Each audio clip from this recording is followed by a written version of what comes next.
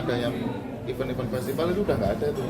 Semuanya menikmati, mau datang dengerin lagu dangdut, mau dengerin lagu rock, mau dengerin lagu reggae, mau ngeband. Dan di Semesta Bergoyang ini satu hari yang benar-benar mengkolaborasikan dalam satu panggung.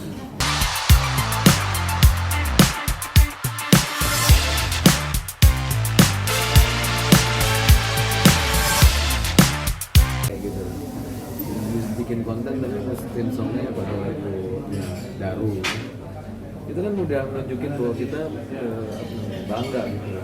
Ya aku diajak Semesta Bergoyang ya aku ikut nyemplung, aku pengen lah maksudnya ikut selebrasi bahwa musik dangdut sekarang bisa gini ya. Menurut saya dulu maksudnya susah apa sih menjadikan musik dangdut itu jadi ikon musik Indonesia gitu dulu ya. Sekarang mungkin udah berkembang dan mungkin sudah bisa lah ya disebut sebagai ikon. Dan dulu kenapa sih? Dulu tuh salah satu yang ada di pikiranku dan selain juga ya gimana caranya dangdut ini bisa dikemas jadi sesuatu yang keren gitu ya. Makanya selain juga sempat keluarin pakai Sakit Hati, sempat remake anak pertama. Pokoknya gimana caranya, formalnya itu. Tapi ternyata akhirnya sesuai zaman berubah, akhirnya Daru bawa musik kayak dangdut seperti apa adanya, nggak perlu dia apa-apain. Ternyata orang akhirnya menerima juga dan orang akhirnya bangga juga dan orang akhirnya merasa keren juga dengan musik dangdut. Ya apa namanya ya? Musik memang akan ada evolusinya, akan terus berubah, akan ada apa namanya, walaupun perubahan sedikit tapi akhirnya orang bisa menikmati juga gitu. Nah, gue bersyukur aja ya tadi. Terus perjuangan Darboy itu seperti apa sih maksudnya untuk menaikkan musik dangdut gitu sampai akhirnya bisa diterima di generasi milenial itu seperti apa sih susah payahnya nih? Sampai ya nggak susah sih, nggak susah karena banyak sebetulnya kita banyak teman-teman seniman daerah yang sudah berkarya dulu. Memang eventnya dulu mantenan, nikahan, kintanan. Sebetulnya dangdut itu nggak ada matinya dari dulu. Dan eventnya yang segmennya dangdut itu udah ada gitu. Cuma sekarang eventnya kayak event festival, event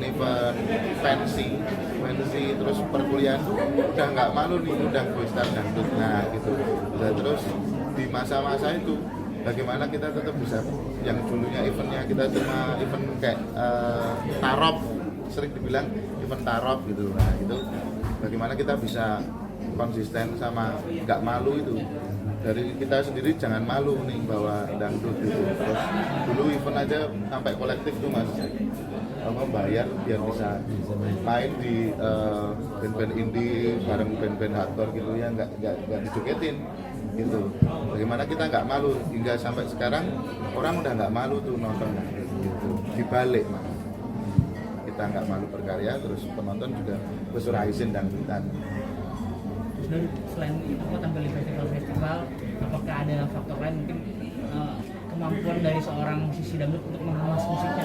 Ada rock, dut, reggae, dut. Yeah. Bahkan Siti Badriah sendiri dengan reggae dutnya bisa sukses. Apakah seperti itu formulanya mas? Kalau kita kan nggak label ya, kita benar-benar indie, benar-benar the power of Gusti. Power of Gusti, kita promo radio aja nggak pernah, preskon aja nggak pernah. Jadi memang benar-benar kekuatan seperti yang dibilang Mas tadi, dangdut itu punya energi sendiri gitu. Jadi dari penikmatnya yang memang sudah ada. Kalau lagu udah enak, siapa pasti masuk. Iya. Dia terus. Cuma bom tuh kan kayak waktu gitu loh. Cuma dulu masih malu-malu. Balik lagi yang tadi Daru bilang, harus pede kita bawain. Lagu kan kayak anak kan. Kan harusnya kita present dia secara ini anak gua nih, dengan bangga hati. Daru bangga dia punya anak ini, akhirnya tembus kemana-mana anaknya. Terakhir mas, dengan adanya Semesta Bergoyang ini, harapan dari Mas Kakak dan Mas Daru seperti apa sih? Terutama untuk industri showbiz tanah air ya? Ya ini udah termasuk konsep yang luar biasa dan ini sudah wujud aksi untuk kita tidak mengkotak-kotakan apa genre musik gitu, tidak mengkotak-kotakan musik, bahkan juga tidak mengkotak-kotakan penikmat musik. Dulu sering terjadi itu fanbase A sama fanbase B nggak bisa blend gitu. Mungkin dia nunggu band yang tunggu yang band sebelumnya baru tampil suruh turun itu, karena dulu saya juga sering nonton kayak gitu. Dan sekarang ada yang event-event festival itu udah nggak ada tuh, semuanya menikmati, mau datang dengerin lagu dangdut, mau dengerin lagu rock, mau dengerin lagu reggae, mau ngeband. Dan di Semesta Bergoyang ini satu hari yang benar-benar mengkolaborasikan dalam satu panggung. Nah itu jadi mungkin bakal pecah banget, terus yang nonton juga bakal menemukan apa ya, eksperimen yang berbeda gitu. Experience. Sorry dong makan keju. Kalau dari kakak? Oke, sudah Mas. Terakhir dong satu, Mas. Apa sih usaha kalian nih? Kan mungkin mau ngulang ya. Apa sih usaha kalian untuk membatasi crowded yang berlebihan?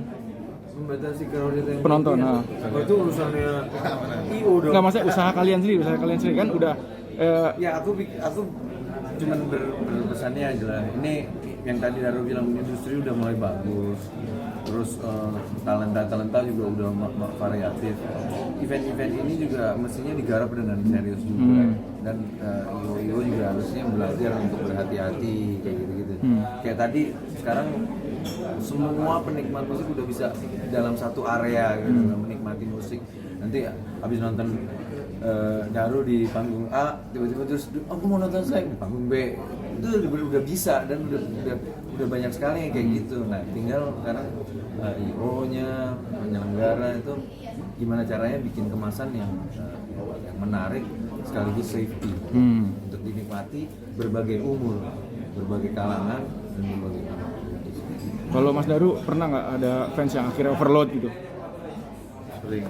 Tapi ya tadi kayak apa yang dibilang Mas Kakak ya, yang penting kita main aja, itu kita serahin ke keamanan. Tapi yang jelas kalau umpamanya ada keributan, mending stop, dari kita yang stop, nggak diterusin. Ada beberapa juga yang nggak mau stop juga. Iya, itu egois. Jadi kerja double. Oke, thank you Mas. Oke, baik. Terima kasih. Lumayan. Terima kasih ya. Ya. Mari.